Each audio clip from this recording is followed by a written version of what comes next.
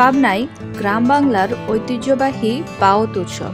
এই উৎসবে পোলো, জালসহ বিভিন্ন উপকরণ নিয়ে দল বেঁধে বিলে মাছ ধরতে নামেন শৌখিন মৎস্য শিকারীরা। নভেম্বরের শেষে অথবা ডিসেম্বরের প্রথম দিকে শুরু হয় মাসব্যাপী এই উৎসব। প্রতি সপ্তাহের শনি ও মঙ্গলবার ভোর থেকে বেলা 11টা পর্যন্ত চলে মাছ ধরা।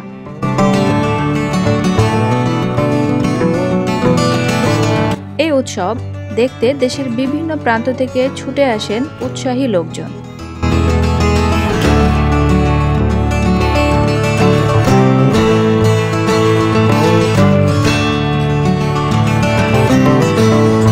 পাবনা, নাটোর, সিরাজগঞ্জ, বগুড়া, কুষ্টিয়া, টাঙ্গাইল সহ দেশের বিভিন্ন স্থান থেকে শৌখিন মৎস্য শিকারীরা এবারেও মেতেছেন চলন বিলের বাউত উৎসবে।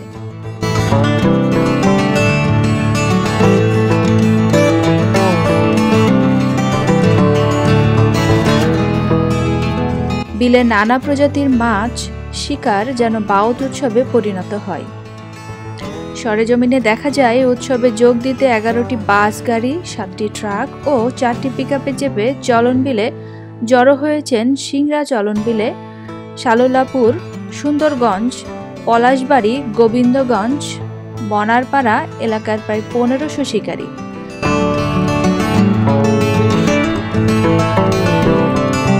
সকাল থেকে দুপুর পর্যন্ত তারা একসঙ্গে মাছ শিকার করেছেন।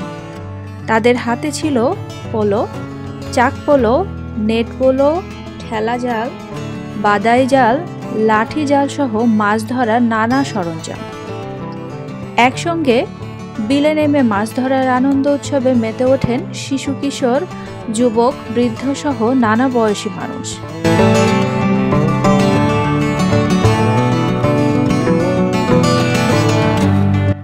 শৌখিন মাছ শিকারীরা একত্রিত হয়ে সারিবদ্ধভাবে বিলে পোলো, ঠেলা জাল, বেড় জাল দিয়ে মাছ শিকার করেন। এ সময় দেশীয় প্রজাতির বিভিন্ন মাছ যেমন শোক, বোয়াল, গজার, রুই, কাতলা, চিতল, পুঁটি, খোলসা, শিং, ট্যাংরা, পাবদা মাছ ধরা পড়ে।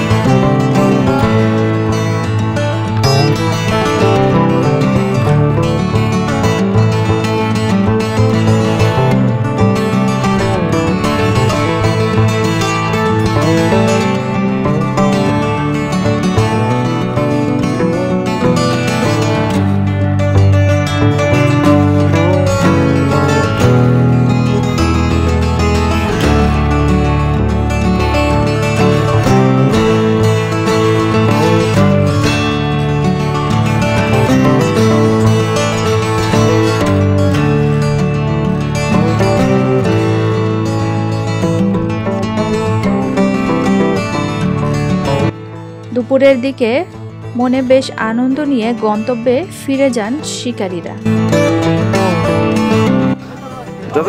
কেমন লাগছে? ভালো লাগছে।